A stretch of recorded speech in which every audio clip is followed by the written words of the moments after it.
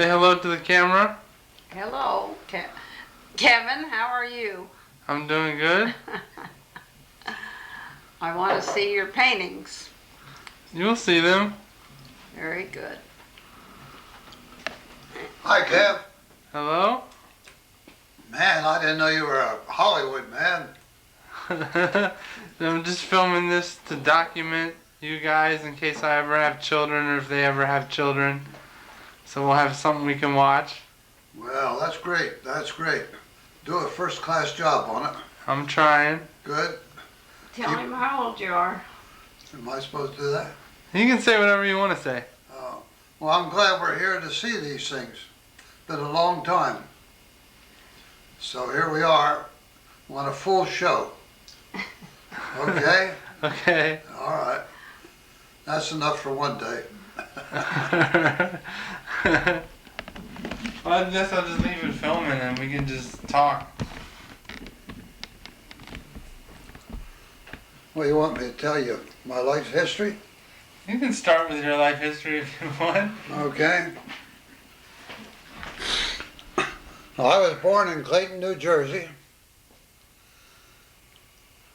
1920, the day President Harding was elected.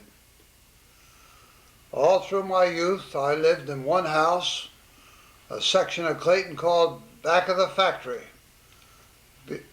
Got that name because there used to be a large glass factory there where my father worked.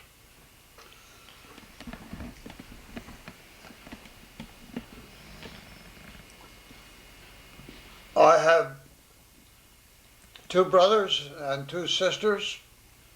The house still stands, but I left there in World War II, and we were married, and we went to Colorado. The job I had when I was a young teenager, my father worked in a meat packing plant, and I worked there during the summertime skinning hot dogs. And the hot dogs were taken down to the seashore, Atlantic City, Ocean City, and sold to the people on the beach. That was my job. I made $3 a day, which was a good job.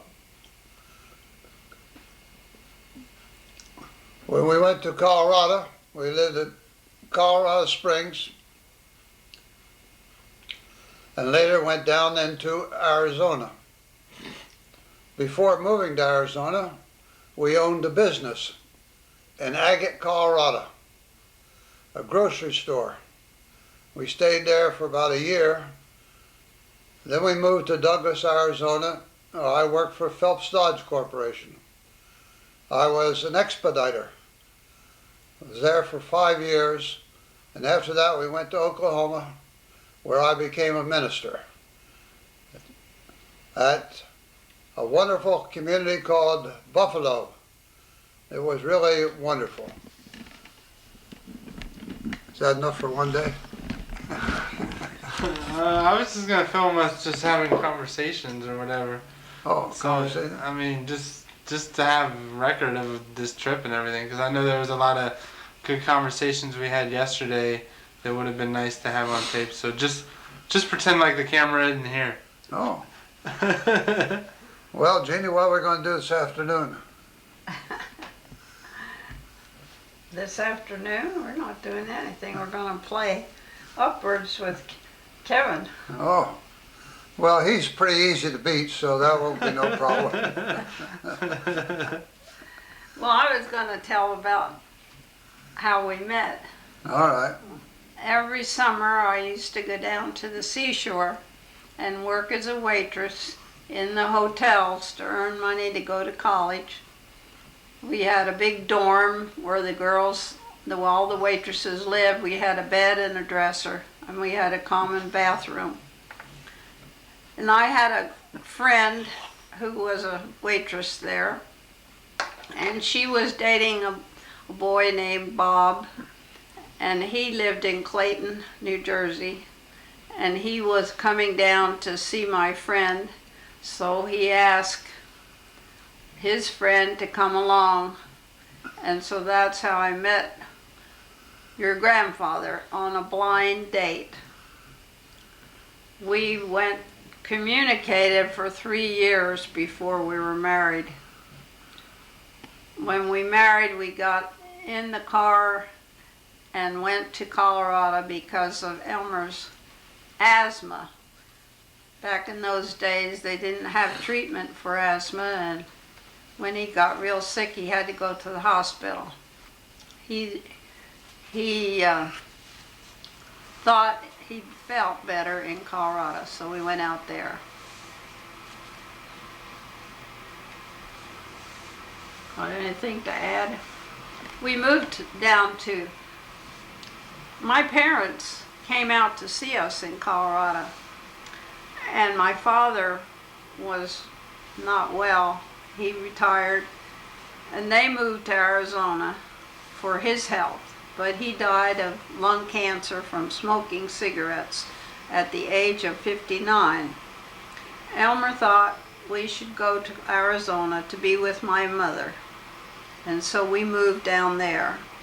But she was a very independent young lady, older lady. She was 57 when my father died, and she didn't really need us. So we went on to Buffalo to our first ministry. In later years, my mother came and lived with us for 20 years, and Elmer was very good to her through those years.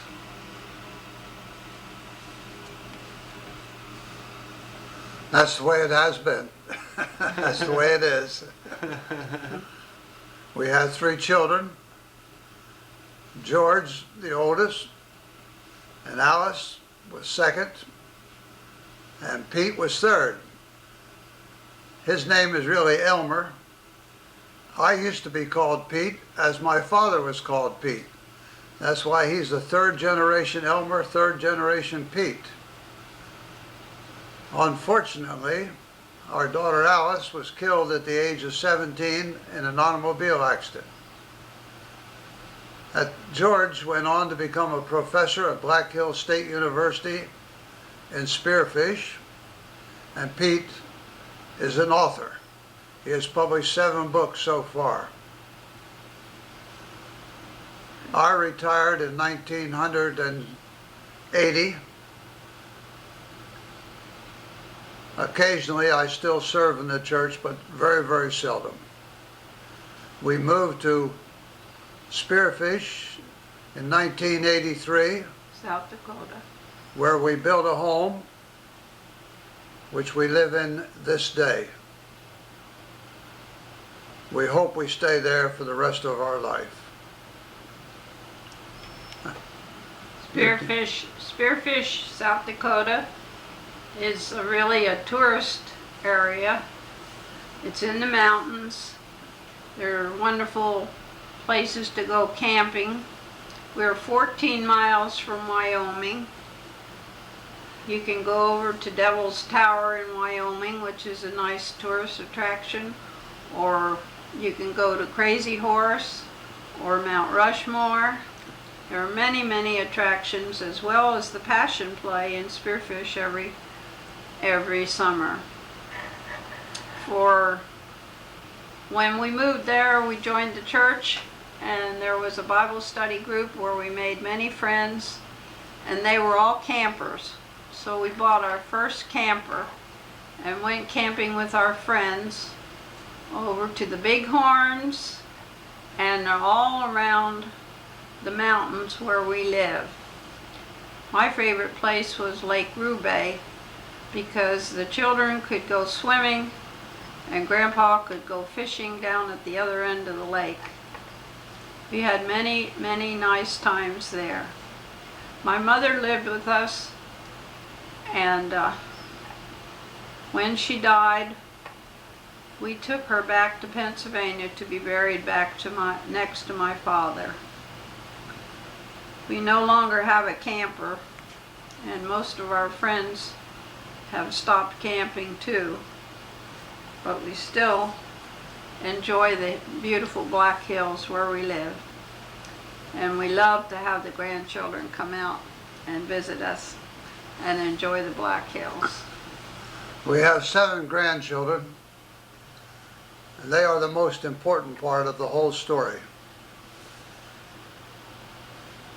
They now are young adults. They have completed college and are starting to be on their own, each in his or her own chosen vocation. It's wonderful to watch them mature into the adults that they are. It's always so wonderful to visit with them and to see how their opinions differ from ours. Wow, are they wrong? A long time ago, when George was in Germany, he bought a cuckoo clock and brought it back and gave it to his father, which started an interest in clocks for Elmer. At one time, he owned 200 clocks when we lived in Albuquerque. And our retirement is now being paid for by all those clocks that he bought. When we lived in Tulsa, Oklahoma, I began collecting dolls. And I went to the flea market every weekend and sold dolls and clocks and anything else that Grandpa could pick up at a garage sale. I still have a lot of dolls, which I need to get rid of, plus doll houses, plus doll buggies, and I belong to a doll club, which I enjoy. We meet every month and have show and tell, playing with our dolls. Carry on with your clocks. In my childhood home, we had a big wall clock. I still have that clock, and that gave me an interest in clocks. So when the opportunity arose, I started buying these antique clocks. In those days, they were plentiful and very cheap. And each and every year, they got more expensive. But we'd buy them and buy them and buy them. We had them all over the house, grandfather clocks, wall clocks, shelf clocks, all kind of clocks. It was really a wonderful experience for me. But after retirement, I started selling them off, and now I'm down to just a couple of clocks. But I look back upon my days in collecting clocks as a marvelous experience. We traveled everywhere across the eastern part of the United States, Florida, Massachusetts, Texas. buying clocks. Particularly up at Brimfield, Massachusetts, at a big flea market up there. We went down into Texas, we went to Louisiana, we went back to St. Louis and Kansas City. It was just great, and I shall never, never forget those very precious, happy days. 10 years ago, we went to visit Elmer's sister Alice and her husband Miller down in Florida. They had bought a place, a double wide, in a retirement center. And we bought a double wide and one in the park, Citrus Woods, and we went down there for 11 years. Every fall we went down, and every spring we came back, and we traveled by way of Virginia so we could see Pete and his family every fall and every spring. It was a wonderful experience, and we loved every part of it. But we finally got to the point where it was a long trip, and maintaining 2 homes was too much, so we sold out. And now we are permanently home in South Dakota for the last 4 years. We still hear from friends in the park, but that's a page gone by. Now, another part of our life was going to Europe. We were fortunate enough to make 12 trips to Europe. We liked England particularly, and Ireland, and we were there many times, as well as over on the continent, France, Germany, Italy, Switzerland. These were great experiences. Mostly we went with the Elder Hostel program, and this is a wonderful group of people, and you get to stay in a community for a week and then move on rather than traveling every day. That was great for us, and we enjoyed every trip that we took. With Elder Hostel, you had a professor, a local professor, discuss whatever subject you were studying, and then in the afternoon you went on a field trip to learn about what you studied in the morning. And then in the evening there would be entertainment. We usually stayed in colleges. That was cheaper housing. And we went to Scotland and England and Ireland 2 or 3 times. We were studying our heritage. My grandparents came from Scotland, and of course Elmer's family all came from Ireland. So it was particularly interesting on our heritage. We have a heritage wall in our house that has pictures of the coat of arms of the families, plus maps showing where the people, our ancestors, came from. We went to Ireland and called on 4 different names we found in the telephone book and were greeted royally. Everyone in Ireland either has been here in America or has someone in their family here. So we made many nice contacts. Adios. Introduce yourself to the people. I'm Kevin's father, Pete. I'm fixing Kevin lunch. Pizza, his favorite. In the kitchen of the Purgate house, where Kevin never lived, but now hangs out. What day is it today? Today is, wow, November 21st of the year 2004. And how old does that make you? It makes me older than Kevin. But not as old as Grandpa That's when right, you're I'm celebrating. 53 years old. 53 years old. Yep, and I've just been talking to Kevin about what time God gets up. Grandpa. Dad's old 8mm camera and use it. Alright, use my Yeah, I don't know. You can get Last that time we old had look spaghetti with the dinner old over camera. here. Although you probably couldn't get film for it. Do you want cheese? You can do the old look on the Is that cheese? I don't need cheese, no thank you. Okay. Okay, Kevin? Grandpa's birthday hat. Now you gotta turn the camera on.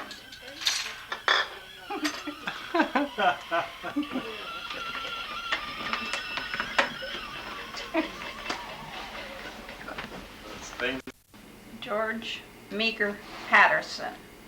He was the youngest son, 2 older brothers, an older sister.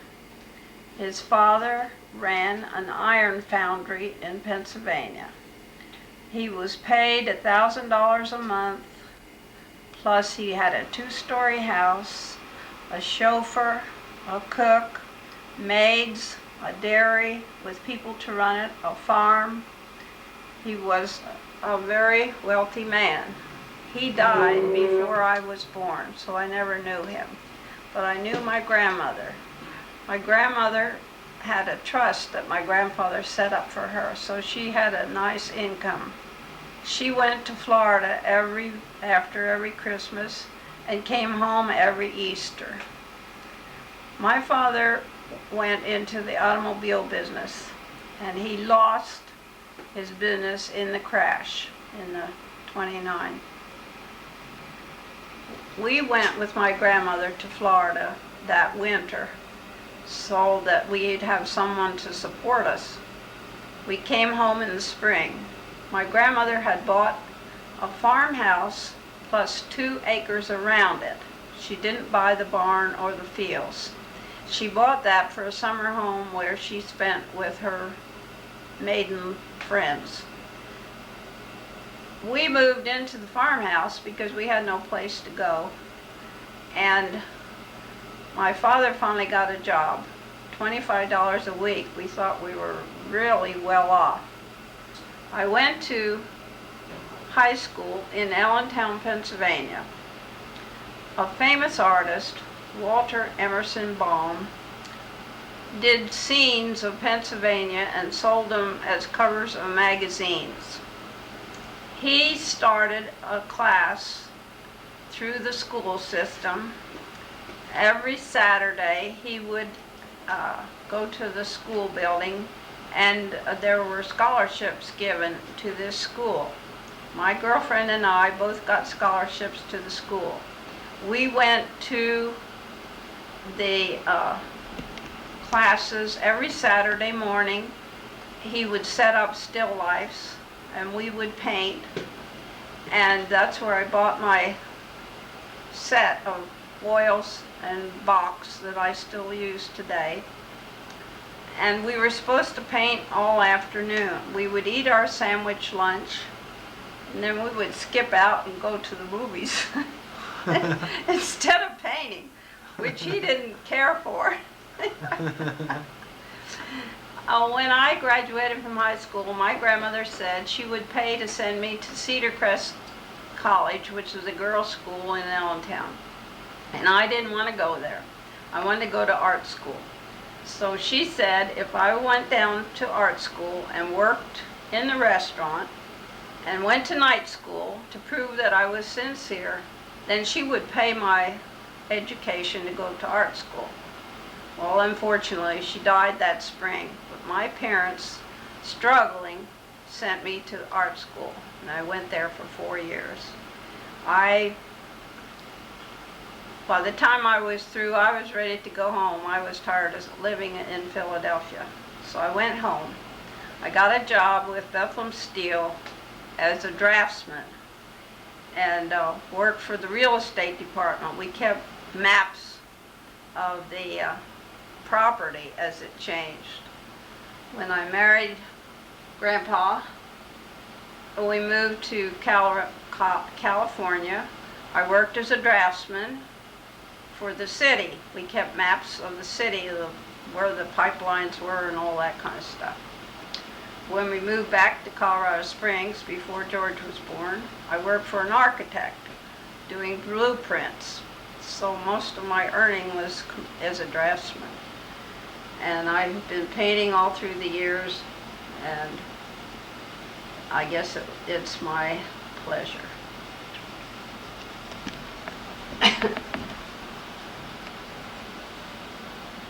I was a pastor for the Christian Church Disciples of Christ. It was wonderful. I enjoyed very much my pastorates. Buffalo, Oklahoma, Pueblo, Colorado, Fowler, Colorado, Tulsa, Oklahoma. I retired from the ministry in 1960. We later moved to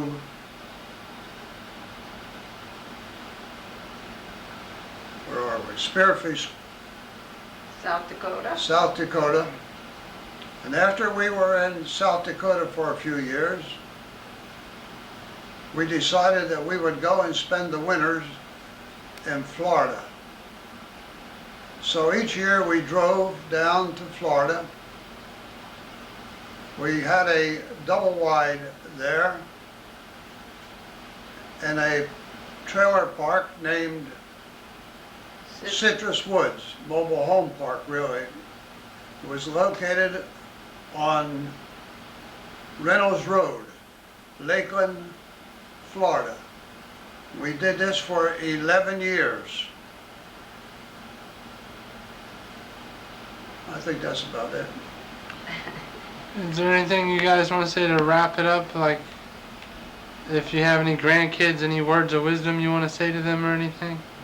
Tomorrow, November 27th, 2004, we are going to celebrate our 61st wedding anniversary. What a pleasure, what a blessing this has been for me. We are very fortunate that we have grandchildren. And one great. We have 7 grandchildren and 1 great-grandchild. Kevin, Steve, and Kathy, plus 3 grandchildren from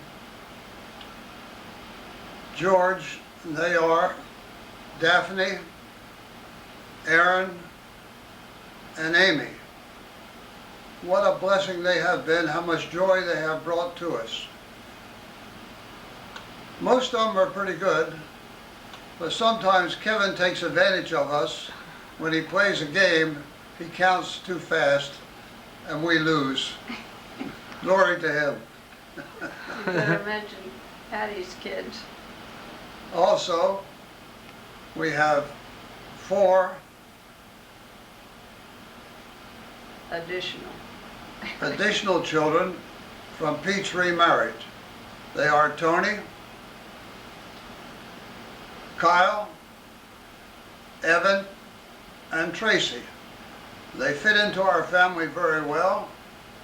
They have brought much pleasure to all of us, and how nice it is to have one big, happy family. I think that'll do it.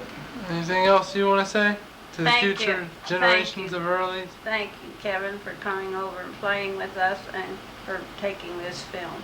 I appreciate it. Okay, and future generations of Earleys, this has been Grandma Jean and Grandpa Elmer. And that's it. That's Very it. good. You know, it's surprising how much easier it is to talk about it than it is to sit and write it down. Huh. It is. Grandpa's written his down, but I started a couple times. It just seemed too complicated, so I quit.